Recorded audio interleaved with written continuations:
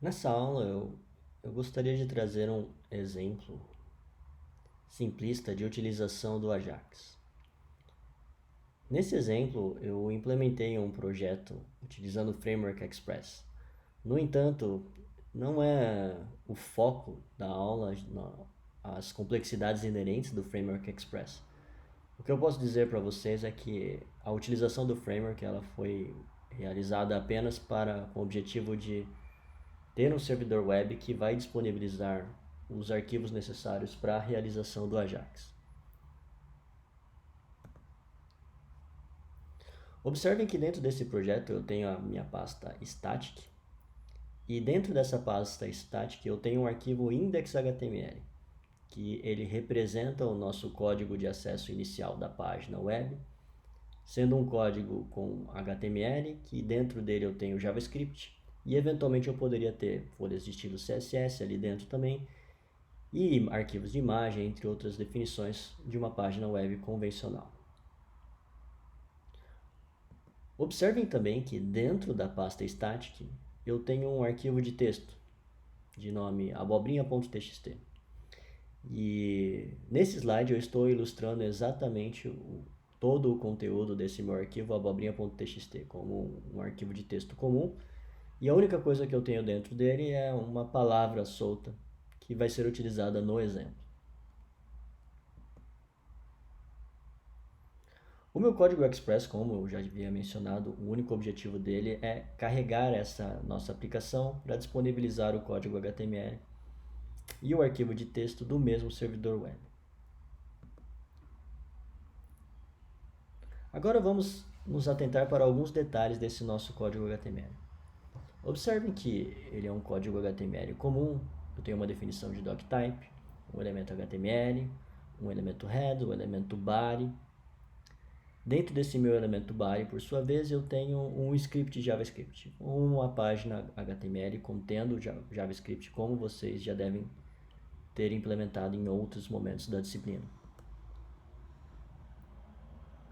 Um detalhe que eu gostaria que vocês atentassem para esse código nesse primeiro momento, não precisam se ater a todos os detalhes de código que eu estou mostrando para vocês, mas observem que eu tenho um elemento input e que esse elemento input eu faço uma referência direta para ele utilizando a API do DOM na linha 14 desse código, em que eu tenho uma chamada do document.querySelectorInput, então eu literalmente estou recuperando esse elemento input.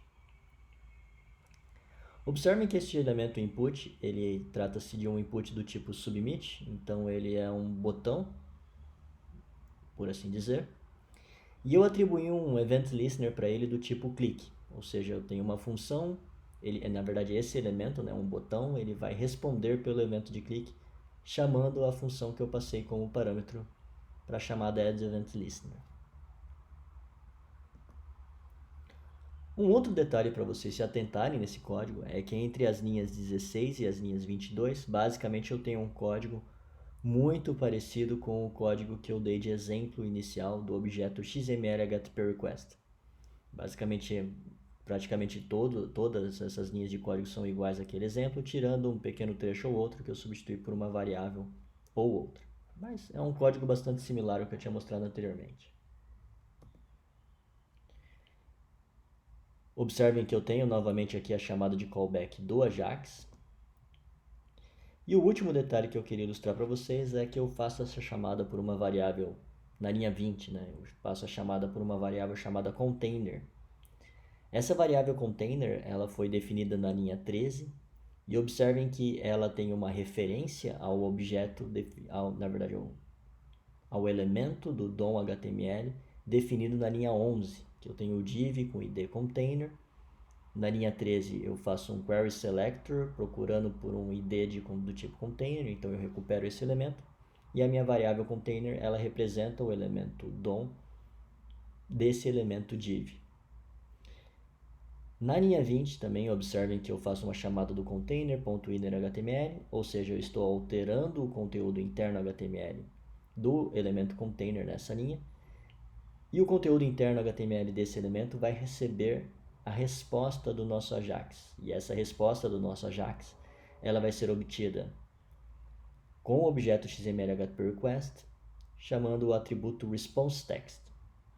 Observem também que essa resposta da minha requisição AJAX, ela é realizada dentro de um if, que é o if de sucesso, e if de que a nossa requisição ela terminou. O ready state atingiu o valor de 4. A execução desse nosso código vai seguir as seguintes etapas. Inicialmente, nós vamos ter um acesso inicial da nossa página.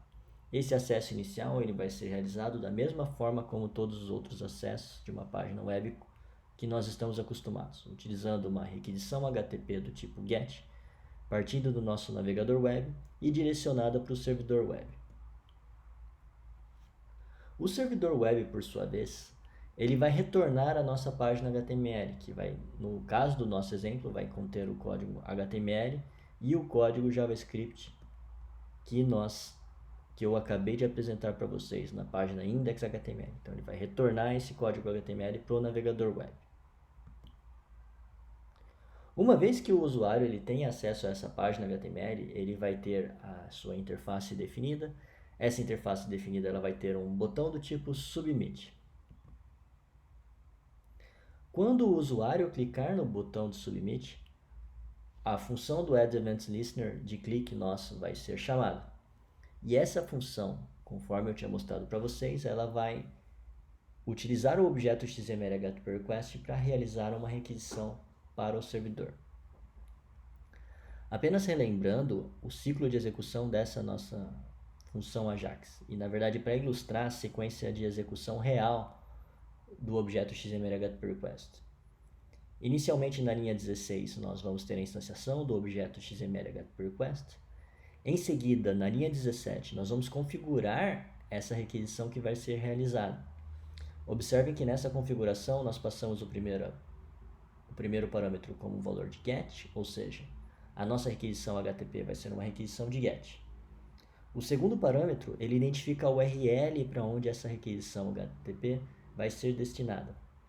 Observem que nesse caso eu defini como URL o nome do arquivo de texto que eu coloquei na mesma pasta do nosso arquivo index.html. E por fim, o último parâmetro identifica a flag de assíncrono, que eu defini como assíncrono verdadeiro para essa requisição AJAX. Depois da linha 17, a próxima linha a ser executada vai ser a linha 22, que ela é a linha que basicamente vai iniciar a requisição AJAX de fato.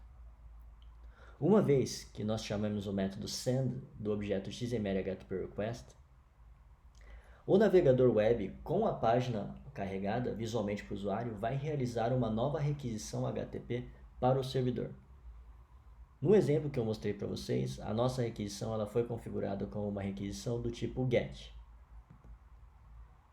E essa requisição especificamente ela foi destinada ao servidor, procurando por uma URL chamada abobrinha.txt. O nosso intuito é baixar o arquivo abobrinha.txt para ele ser utilizado pelo nosso arquivo, na verdade para ele ser utilizado pelo nosso código JavaScript dentro do arquivo index.html. O intuito dessa requisição é fazer um pedido por atualização de dados do servidor. E essa atualização de dados ela vai vir com o conteúdo interno da URL que nós pedimos, que no caso a URL que nós pedimos era o arquivo texto abobrinha.txt, e o que vai ser retornado do servidor vai ser o conteúdo interno desse arquivo, que é a palavra como eu tinha mostrado para vocês. Uma vez que a requisição terminar, essa palavra ela vai chegar dentro do nosso código JavaScript. E quando a requisição terminar, o ready state definido dentro do objeto XML HTTP request ele vai ter valor de 4. E se ela terminar com sucesso, o status dessa requisição vai ser de 200, indicando o sucesso da requisição. E então, o nosso código definido na linha 20 vai ser executado.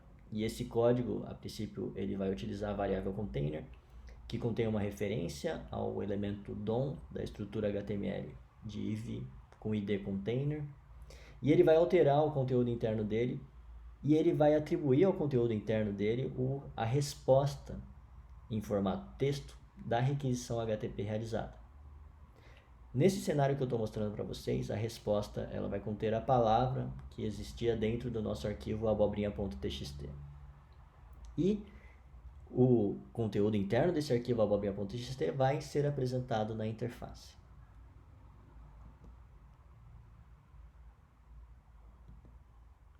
Todo esse exemplo, em termos de execução, ele teria uma execução similar ao que eu estou mostrando para vocês. Inicialmente eu tenho a minha página, o meu acesso inicial na minha página HTML, que vai renderizar a seguinte página HTML com um botão. Uma vez que eu pressiono o botão definido dentro da minha interface, vai ser executado todo o código, vai seguir todo o fluxo que eu mencionei para vocês do objeto XML HTTP_request e vai ser realizada uma requisição para o servidor que vai trazer uma atualização do servidor em formato texto e essa atualização ela vai ser apresentada na interface conforme eu estou ilustrando para vocês nesse exemplo.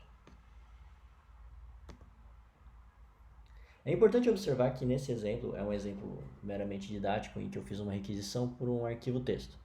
No entanto, ele implementa o modelo de aplicação Ajax que eu havia definido para vocês, de forma que o uso do XML HTTP_request ele representa uma chamada iniciada no motor Ajax que vai até o servidor e retorna os dados para o nosso motor Ajax.